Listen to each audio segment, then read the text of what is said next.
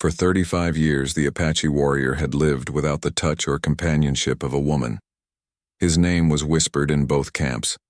The settlers spoke of him as a shadow of the desert, a man who had turned his back on both sides, while his own people called him the Lone Hawk, a warrior too proud to bend and too wounded to trust. Life for him was simple, stripped to the bones, hunting in the mountains, drinking from cold streams, and sleeping under stars that seemed endless and merciless. He had learned long ago that solitude was safer than bonds that could break.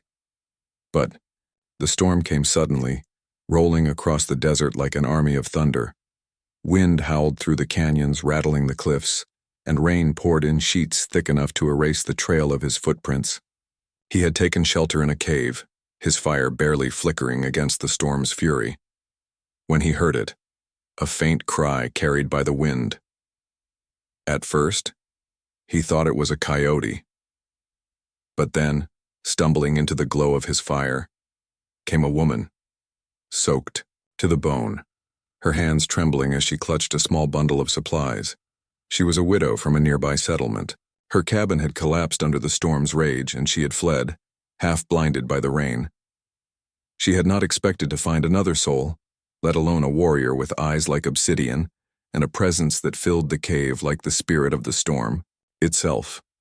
Fear and desperation warred on her face. For a long moment, they simply stared at one another, two exiles thrown together by nature's wrath. At first he said nothing. Silence was his weapon, his protection. He sat by his fire, watching her shiver. Finally, with a motion of his hand, he gestured toward the warmth. The widow hesitated, then lowered herself by the flames, her eyes never leaving his face. She expected him to send her away, perhaps even kill her. Instead, he draped his old buffalo hide across her shoulders, then returned to sharpening his knife. Hours passed. The storm outside screamed against the rocks, but inside the cave, there was only the crackle of fire and the slow easing of tension. When she finally spoke, her voice was soft like the rain's whisper. "I thought I would die out there." He glanced at her but said nothing. Still, his silence no longer felt like a wall. It felt like listening.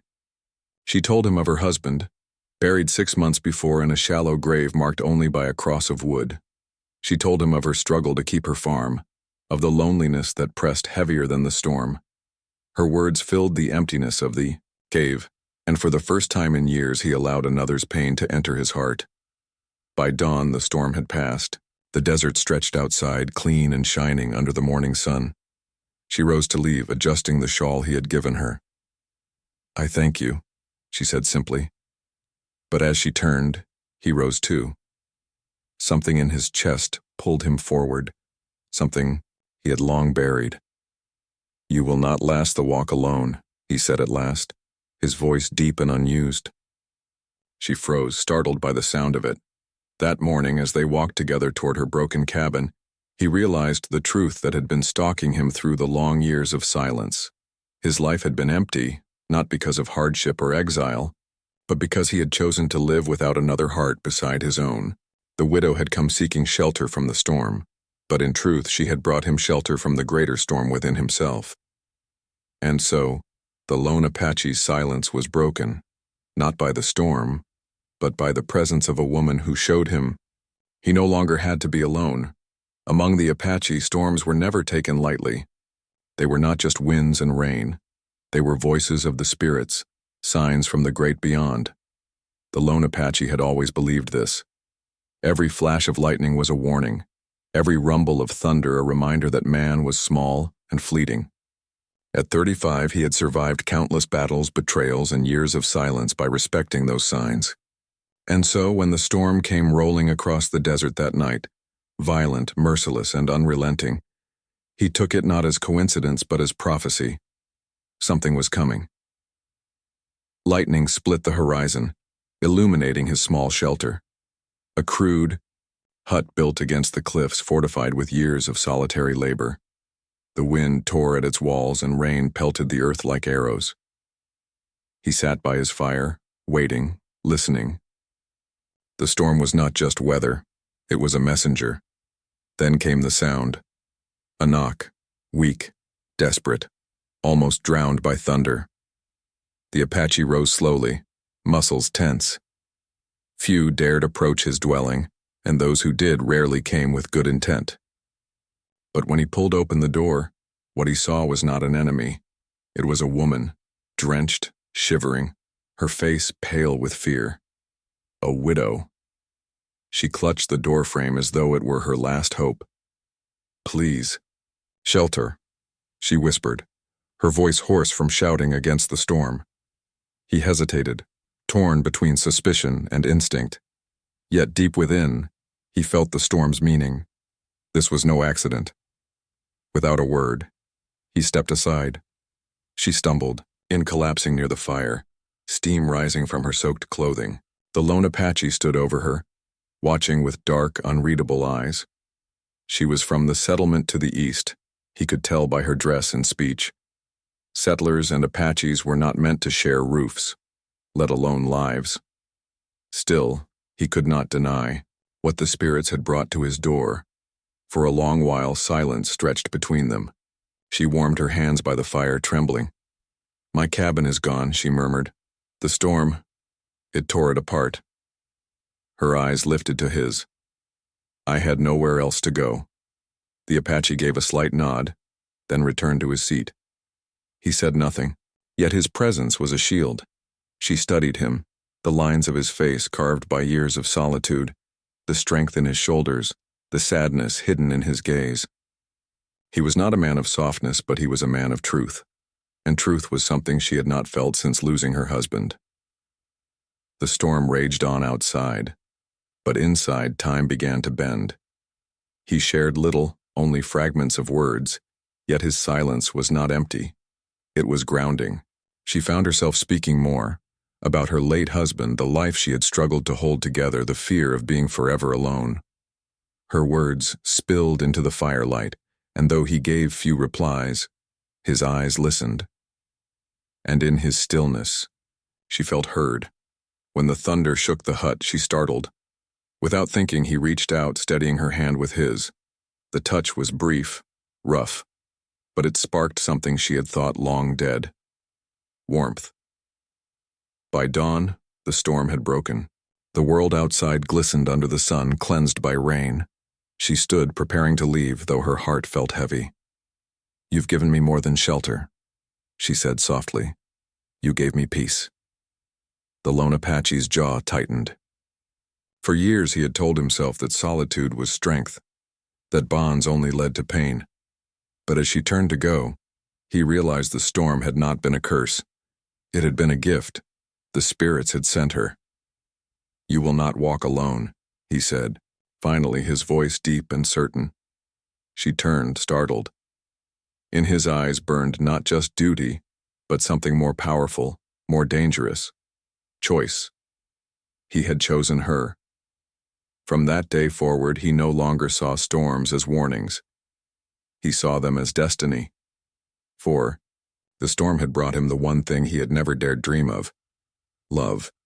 The lone Apache had always lived apart. 35 winters had passed, and he had never taken a wife, never allowed himself to be tied to a woman's heart. Trust, he believed, was a weakness, one that got men killed. So he lived in silence, hunting the mountains, walking the desert, and keeping the company of only fire and sky. But the night the widow came changed everything. The storm was fierce, lightning tearing the heavens apart, rain driving across the plains like a flood of arrows. The Apache had taken refuge in a rocky overhang, his small fire flickering weakly in the wind. He was preparing to ride the storm out alone when a figure stumbled through the sheets of rain. She was soaked, trembling, and clutched a bundle to her chest. Her face was pale, her eyes wide with desperation. Please let me stay," she gasped. The Apache's hand instinctively went to his knife. Settlers rarely approached him, and when they did, it was never with good intentions. But something, in her voice a mixture of terror and defiance, made him pause. He stepped aside, allowing her to collapse by the fire. At first he said nothing. He simply studied her, his sharp gaze catching every detail: the ragged state of her dress, the bruises on her arm, the way she flinched at every roll of thunder. She was not just running from the storm, she was running from something else. Hours passed before she spoke. Her voice was barely above a whisper. "They killed him." She stared into the fire, her hands gripping her bundle tighter. "My husband. Outlaws. They burned my home, took everything, and left me with nothing but this." She opened the cloth to reveal a small wooden keepsake box, scorched at the edges but intact. The Apache said nothing, but his eyes softened. He knew loss. He knew what it was to bury the past and walk with nothing but memory. "They'll come for me," she continued, trembling. "They always finish what they start. If you turn me away, they'll find me, and they won't spare me." The Apache leaned back, silent. For years he had lived with no one to protect but himself. Taking her in meant drawing the wrath of her pursuers. Yet something inside him stirred, a sense of duty he thought he had buried long ago. The storm raged through the night, and while she dozed fitfully by the fire, he kept watch. His knife lay across his lap, his eyes fixed on the shadows at the cave's edge. When dawn broke, the storm was gone, but he knew danger remained. By midday, the outlaws came, 3 of them riding hard, their faces marked by greed and cruelty. The widow stiffened when she saw them approach, her hand clutching his arm in terror. For the first time in many years, the Apache felt the old fire of battle awaken inside him. He stepped outside to meet them. The leader sneered. "We're looking for a woman, widow. You seen her?" The Apache said nothing, his silence a wall of defiance. When the outlaw reached for his pistol, the Apache moved like lightning, his knife flashing, his body a storm of precision. Within moments, the men lay broken in the dust, their cruelty silenced forever. The widow watched, tears streaming down her face, not from fear but from relief. She had expected to die. Instead, she had found a protector. When the last outlaw fell, the Apache turned back to her. For the first time, he spoke more than a single word. "They will not trouble you again." Her gaze locked on his, and in that moment the bond was sealed. What had begun as fear and mistrust had become something deeper. He had protected her not out of obligation, but because her pain had become his own. The storm outside had passed, but another storm had taken root in his heart, a storm of feeling he could no longer deny. For 35 years, he had lived, without a woman, without love. But now, with the widow at his side, the lone Apache realized he had found both. The lone Apache was a man between 2 worlds, and loyal to neither. Once he had fought alongside his people, proud and fierce, but betrayal from within the tribe had driven him away. Later, he had lived near the settlers, trading when necessary, but their suspicion and prejudice had marked him as an outcast. There as well. By the age of 35, he had chosen solitude, building a life of silence in the borderlands where desert met mountain, where no tribe nor settlement claimed dominion. He believed he needed no one. But fate, in the shape of a widow, had other plans. The storm rolled across the land with furious strength, bending trees and washing away trails. He had just secured his shelter, a crude hut carved from stone and wood, when he heard it, pounding on his door, frantic and desperate. When he opened it, a settler woman stood before him, drenched and trembling. Her bonnet was torn away, her hair plastered to her face by rain. "Please," she begged, "just for the night. The storm, my home, it couldn't stand." He stared at her, torn between suspicion and disbelief. She was everything he had learned to distrust. Pale-skinned, sharp-voiced, carrying with her the scent of another world that had always rejected his kind. Yet the storm's fury behind her made the decision for him. He stepped aside. Inside, silence ruled. She kept her distance, huddled near the fire, while he sat sharpening his knife. The crackle of flames and the distant roar of thunder filled the space between them. After a long while, she tried to speak. "You're Apache." Her tone carried hesitation, not malice. He gave a single nod, his eyes fixed on the blade. She frowned, her hands gripping her skirt. I was taught to fear men like you. He looked at her then, his gaze steady and unflinching, and I was taught settlers lie, steal, and kill. His voice was low, rough with disuse. Her breath caught. For a moment anger flashed in her eyes, but then it faded, replaced by exhaustion. Maybe both lessons were wrong, she whispered. The storm raged on, and with it their uneasy truce. She spoke of her husband lost to fever and her struggle to keep her land. He said little, but his silence was not empty. It was listening, cautious yet genuine. By midnight the hut was a fragile island against the fury outside, and their walls of mistrust began to crack. She asked him why he lived alone. He did not answer at first, but finally said, "Both worlds betrayed me. I walk neither path now." Something in his voice softened her. She realized he was not just a man hardened by survival.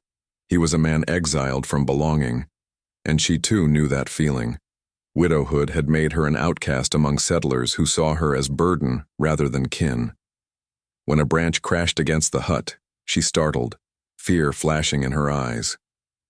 He reached out instinctively, steadying her shoulder. The touch was brief, yet it carried something neither had expected: comfort. By dawn, the storm passed, leaving the land washed clean. She gathered her things, preparing to leave, but her steps were slow, her heart reluctant. "Thank you," she said softly, "for shelter and for listening." He watched her, torn between letting her go and asking her to stay.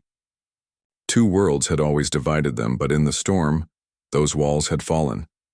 He finally spoke, his words heavy with choice. "You do not have to walk back alone." She looked at him, startled. In his dark eyes she saw not a savage, not an enemy, but a man scarred as she was, searching for something neither world had given them. What began as a clash of worlds became an understanding. The widow had sought shelter from the storm, but in truth they had both found shelter in one another, from loneliness, from betrayal, from the endless weight of being alone.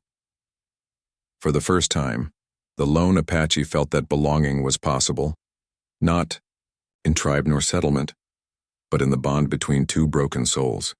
For as long as he could remember, the lone Apache had lived by one rule: do not let anyone into your world. Solitude had become his armor, silence his language, and the vast desert his only companion. At 35, he had never taken a wife, never shared his fire with a woman. To him, people brought nothing but betrayal and loss. So when the storm carried a widow to his door, he saw her as nothing more than an intruder. The night had begun with a low rumble of thunder. By the time he secured his hut, the sky had opened into a furious storm. Wind shrieked through the canyon, rain lashed against the earth, and lightning split the horizon like blades of fire. He was used to weathering storms alone, until a frantic knocking shook his door. When he opened it, she nearly fell inside. A settler woman, drenched and trembling, her eyes wide with both fear and defiance. "Please," she gasped, "let me stay until morning." His first instinct was to send her back into the storm. She was trouble. He could see it in the way.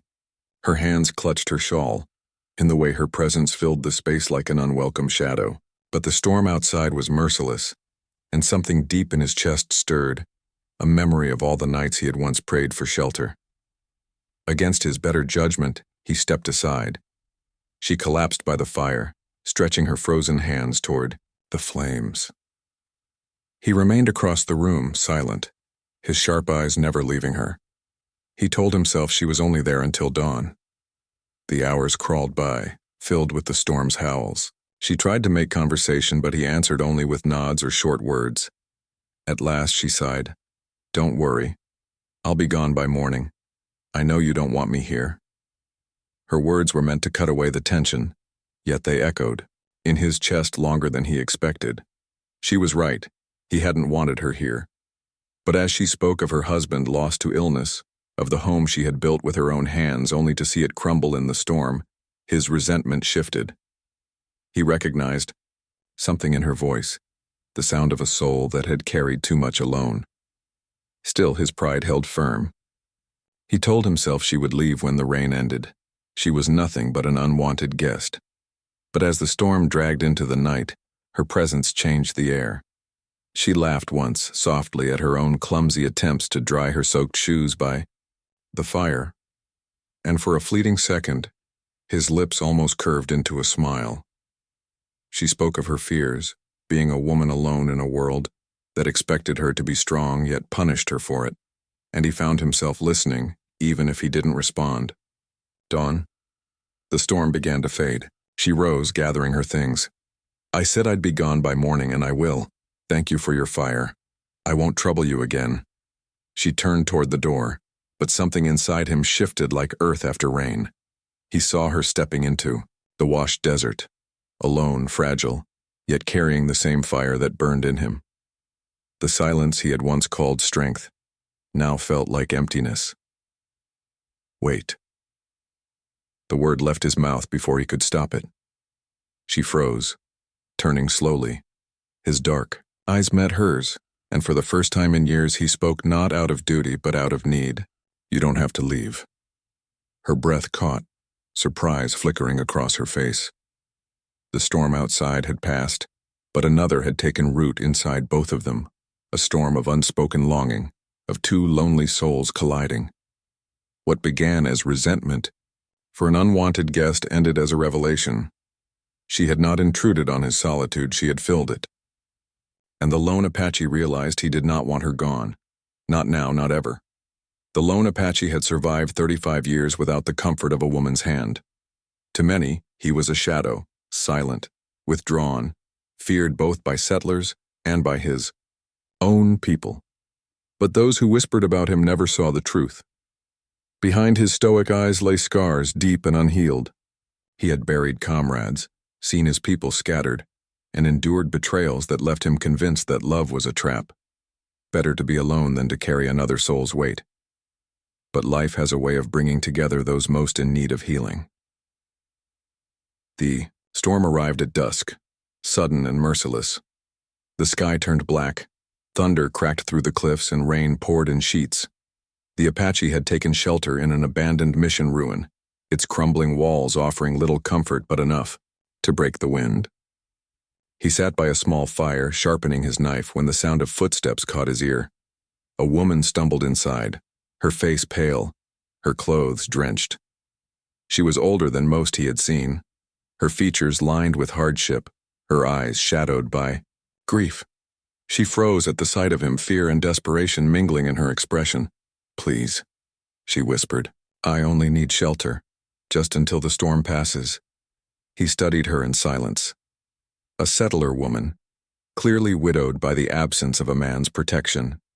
She was out of place in the wilderness, yet something in her eyes spoke of resilience.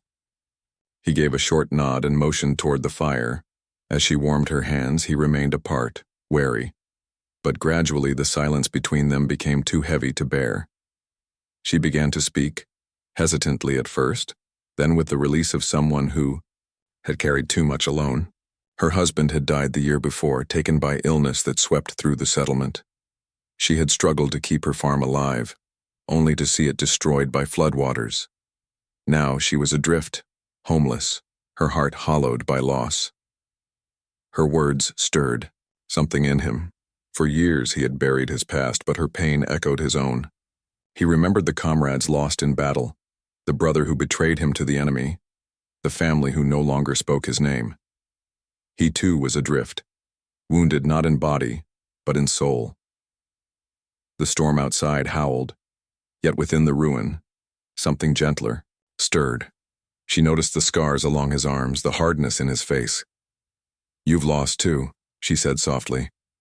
It was not a question. He met her eyes, and for the first time in years he nodded. That night, they shared their burdens. She spoke of the silence of her empty home, the way grief gnawed at her like hunger. He spoke of the loneliness of exile, of being neither Apache nor settler, unwanted by both. Their voices wove together, their sorrows intertwining like roots, seeking the same water. When thunder cracked above and she flinched, he reached out instinctively, steadying her trembling hands. She did not pull away. His touch was rough, unused to gentleness, but it carried warmth she had long forgotten. By dawn, the storm broke, leaving the desert washed clean. The widow looked at him, her expression soft but uncertain. "Thank you," she said. "I didn't just find shelter last night. I found someone who understood." For the lone Apache, her words struck deeper than she could know. He had thought himself condemned to a life of silence, of carrying his pain alone. Yet here was a woman whose grief mirrored his own, and together, they had found a moment of peace. When she turned to leave, his chest tightened. "You don't have to go," he said, surprising even himself. His voice was low, raw with honesty. "Alone, we break. Together, maybe, we heal." Her breath caught, tears glimmering in her eyes. For the first time since her husband's death, she felt hope stir. The storm had brought them together, but it was not nature's fury they would remember. It was the night they mended each other's broken souls. The lone Apache had always believed that solitude kept a warrior strong.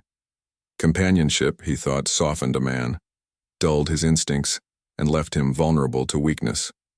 For 35 years he lived by this creed, wandering between mountains and desert, never tying himself to tribe or settlement. His weapons were sharp, his senses keener than a wolf's, and his heart locked away like a stone buried deep in the earth.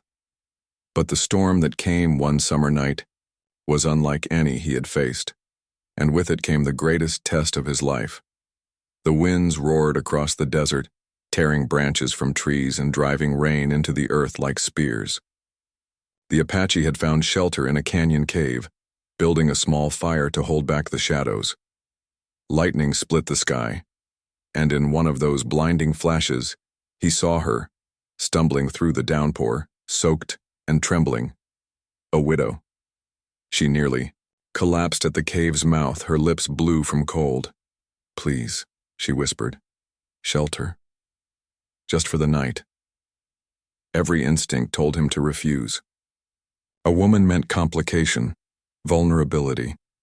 Yet as thunder shook the canyon, he saw the desperation in her eyes. With a reluctant gesture, he welcomed her inside. Through the night, they sat in silence, the fire casting their shadows against them, stone. She warmed her hands, her shoulders shaking. Slowly, she began to speak, not of fear, but of courage. She told him of her husband, taken by raiders 2 winters before, and of her decision to live alone rather than remarry out of obligation. She spoke with quiet strength, and though he gave few words in return, something within him stirred. Yet he resisted. A warrior's heart, he told himself, must remain unbound. To feel was to weaken. But the test soon came. By dawn, the storm had passed, but danger had followed her. Outlaws, the same who had once tormented her, had tracked her through the desert. 3 riders approached the canyon, weapons at the ready. She froze at the sight of them, fear breaking through her calm. The lone Apache rose, his blade flashing. In the firelight, his mind raced.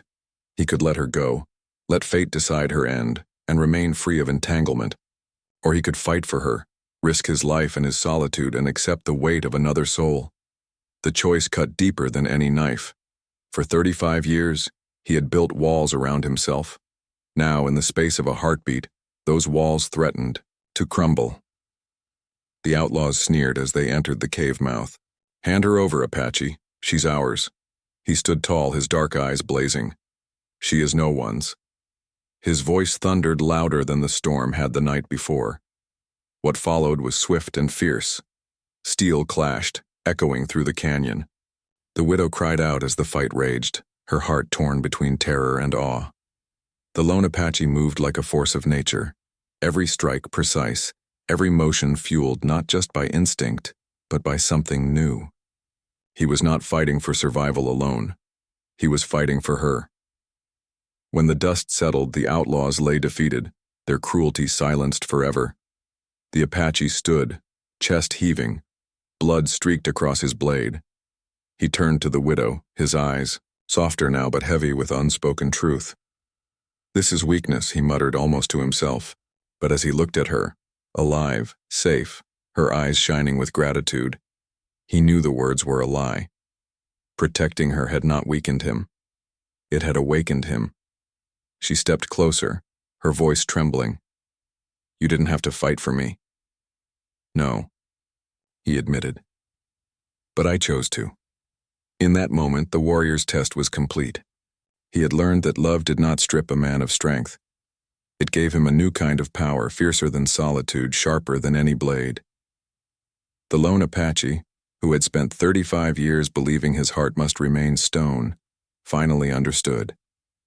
The greatest strength came not from standing alone, but from choosing someone worth standing for. The lone Apache had always known his place, or rather, his lack of one. To his people, he was an outcast who refused to follow the tribal path. To the settlers, he was a savage, a figure of fear whispered about over campfires. At 35, he carried no family name, no woman's touch, and no future beyond the next hunt or battle. He told himself he didn't need more, but beneath his hard exterior, a quiet ache lingered, one he never dared admit. That ache took shape the night of the storm. The desert sky roared with thunder, lightning tearing the horizon, apart rain falling in sheets that blurred the earth. The lone Apache had taken shelter beneath a rocky ledge, his fire barely holding against the wind when he heard it. The frantic sound of footsteps, followed by a desperate voice. She appeared out of the storm like a ghost, a settler widow, her dress clinging to her in the rain, her face pale and stricken. Please, she begged, let me stay until the storm passes. He stiffened, hand on his knife. Settler women were not meant to seek the company of Apache men. Even being seen together could mean death, for her and for him. Yet, when the thunder cracked above and she flinched, he saw not an enemy, but a soul as lost as his own. Against every instinct, he stepped aside. She entered, shivering by the fire, her eyes wary but grateful. For a long time, silence lay heavy between them. Finally, she spoke, her voice trembling. They told me Apaches were cruel, that you'd sooner kill me than help me. He studied her, his dark eyes unreadable. And I was told settlers hate us, that you would sooner spit on me than ask for shelter. Her lips curved into the faintest smile. Seems both sides were wrong tonight. The storm outside raged on, but inside the rocky shelter, something fragile began to form. She told him of her life, a husband taken by fever, a farm she struggled to maintain alone, the loneliness that weighed heavier than any burden. He listened quietly, though each word struck chords in his own heart. He too knew loss, betrayal, the emptiness of carrying life's weight without a partner. As the hours passed, the distance between them shrank. When she shivered, he offered his blanket. When the wind howled and she startled, his steady hand calmed her. For the first time in decades, the lone Apache felt the stirrings of warmth, not from fire or sun, but from another's presence. Yet both knew the truth. What was happening between them was forbidden. Settlers who discovered her in his company would call her defiled, cast her out, or worse. His people, should they hear of it, would see him as a traitor. The bond growing in that storm-lit night could mean ruin for them both. By dawn, the storm had broken, leaving the desert glistening under the morning sun. She gathered her things, her expression torn between relief and sorrow. I should go, she said softly. If they knew where I'd been. He stood, his chest tight. The warrior in him told her to leave, to protect her from danger. But the man who had lived 35 years without love, could not remain silent. You don't have to, he said at last. His voice was steady, but his eyes betrayed the storm raging within. I know the cost, but I would pay it. She froze, her heart pounding. For a long moment, neither spoke. Then she stepped closer, her hand brushing his. They would never accept it, she whispered. Then let them curse, he replied, his voice firm. I choose you. The sun broke through the clouds, casting light across the wet earth. In that fragile dawn, they sealed their choice, not with vows, but with the courage to defy both worlds. Theirs was a forbidden love, but it was also the truest either had ever known. And for the lone Apache, solitude was no longer his destiny. She was. For most of his 35 years, the lone Apache had thought of shelter as nothing more than stone walls, dry ground, and a fire to keep wolves away. Home, to him, was not a word. It was a weakness, a longing that tied men down. He was a wanderer, a shadow between the desert ridges, a man without ties. But that belief began to unravel the night the widow arrived. The storm had brought her to his cave, shivering and desperate. What was supposed to be a single night of protection stretched into days. Each morning, the widow insisted she would leave once the weather cleared, and each morning she found some reason to stay. A twisted ankle that slowed her steps, the need to dry her clothes, the excuse of the trail still being too dangerous. But beneath those reasons lay a truth neither she nor the Apache dared speak aloud. She didn't want to go, and he didn't want her to. At first, he told himself it was inconvenience. A woman slowed him down, distracted his mind from the clarity of survival. Yet as the days passed, the cave began to change. Where once there had been only weapons and fire, there were now her small belongings. An old scarf, a wooden comb, a cooking pot she had carried from her farm. He caught himself noticing how her laughter lightened the silence, how the smell of food she cooked lingered longer than smoke, how her voice softened the hard stone walls. One evening, as the sun bled, red across the horizon, she sat by the fire mending a tear in her dress. He watched her fingers move with steady patience. "Why don't you go back?" he asked suddenly. Her eyes lifted to his. "Back where? My farm is empty. My neighbors see me as a burden. I was surviving, not living." She hesitated, her voice lower now. "Here I feel safer." The word struck him harder than any blade. Safe. No one had ever looked at him, a warrior, an exile, and felt safe. Yet she did. That night, he lay awake, listening to the rhythm of her breath as she slept. For the first time in his life, the cave didn't feel like a temporary refuge. It felt alive. It felt like a place he didn't want to leave, but doubts crept in like shadows.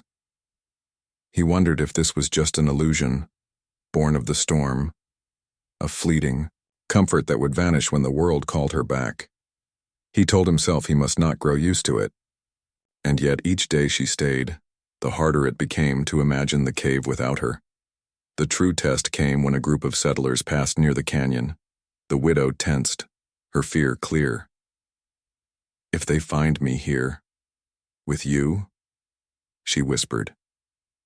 He read the dread in her eyes. "Do you want me to take you to them?" His voice was calm, though the question carved into him.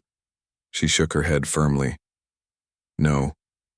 They never gave me kindness when I needed it most. Why should I run back to them now?" Her answer settled the storm within him. She wasn't staying because she was trapped or afraid. She was choosing to stay, choosing him. Days turned into weeks. Together they hunted, cooked, and repaired the small cave until it no longer felt like a hollow in the earth, but something more. She grew herbs in small clay pots by the entrance. He carved wooden tools to make her work easier. Their lives, once broken and separate, began to weave together. One evening, as the desert cooled under a silver moon, she leaned against him, her head resting lightly on his shoulder. "Strange," she murmured. "I came here looking for shelter from the storm, and somehow I found home." The lone Apache, who had never dared speak that word, felt it burn in his chest. For the first time in 35 years, he understood. Home wasn't stone walls or a tribe or even blood ties. Home was the warmth of another's presence. The choice to stay when leaving was easier. And in that cave, with the widow by his side, the lone Apache finally had a home. The lone Apache had lived 35 years in silence, his life a wandering trail of dust, battles, and solitude.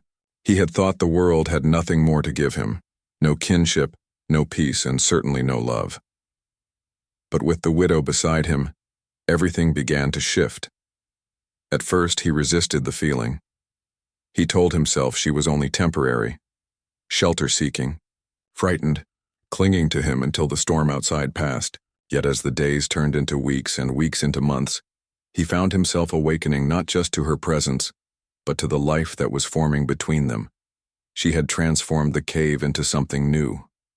What had once been cold stone and firelight was now softened with her touch. She placed wildflowers in small clay bowls, tamed the smoke of the fire with a better hearth, and filled the air with the warmth of meals cooked with care. Where there had been emptiness, now there was laughter. Where there had been silence, now there were whispered conversations beneath the stars. But more than the changes around him, it was the change within him that marked the dawn of something greater. For years, he had woken with his hand on his blade ready for danger. Now he awoke to the steady rhythm of her breathing, the comfort of knowing he wasn't alone.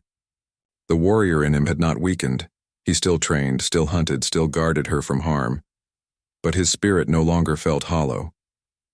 One morning, as the desert stretched wide and golden under the rising sun, he stepped outside the cave and stood in stillness. The widow joined him, her shawl wrapped around her shoulders. She followed his gaze toward the horizon. "It's beautiful," she whispered. He nodded, but his thoughts were elsewhere. He realized, standing there beside her, that for the first time in his life he was not merely surviving the world. He was living in it, and he was no longer living for himself alone. But peace was not easily won. Word spread among both settlers and tribes that a widow had taken refuge with an Apache warrior. To some it was a scandal, to others a betrayal. Riders were seen on the horizon, whispers of retribution carried on the wind. Both knew that the life they were choosing came with. One evening, as they prepared their fire, she looked at him with quiet worry. "If they come for us, if they try to take me back." His eyes met hers, steady and unwavering. "Then they will learn I am no longer alone." The words silenced her fear. She realized that he had not only accepted her presence, he had embraced it. For 35 years, the lone Apache had fought battles for survival. Now, for the first time, he had someone to fight for. The days ahead were not easy. They faced storms, long hunts, and wary eyes from both sides. But through it all, their bond only grew stronger. Each hardship faced together carved away the loneliness that had once bound them both. And then came the morning that felt different from all others. The widow woke before dawn and found him sitting by the cave entrance, watching the light creep across the sky. She sat beside him, her hand slipping into his. For a long while, they said nothing. The desert slowly bloomed in the sun's embrace, shadows lifting, the earth glowing anew. At last he spoke. "For years I thought my path was only dust and shadow. But now—" He turned to her, his voice low, almost reverent. "Now I see the dawn." Tears filled her eyes, not of sorrow, but of recognition. She had lost much in her life, but in this man, she had found not just safety, not just companionship, but love. Together, they watched the sunrise, two souls once broken, now whole. The lone Apache was no longer a wanderer without a woman, without a home, or without a future. With the widow at his side, he stepped into a new dawn, one forged not of solitude but of shared strength, chosen love, and the promise of tomorrow.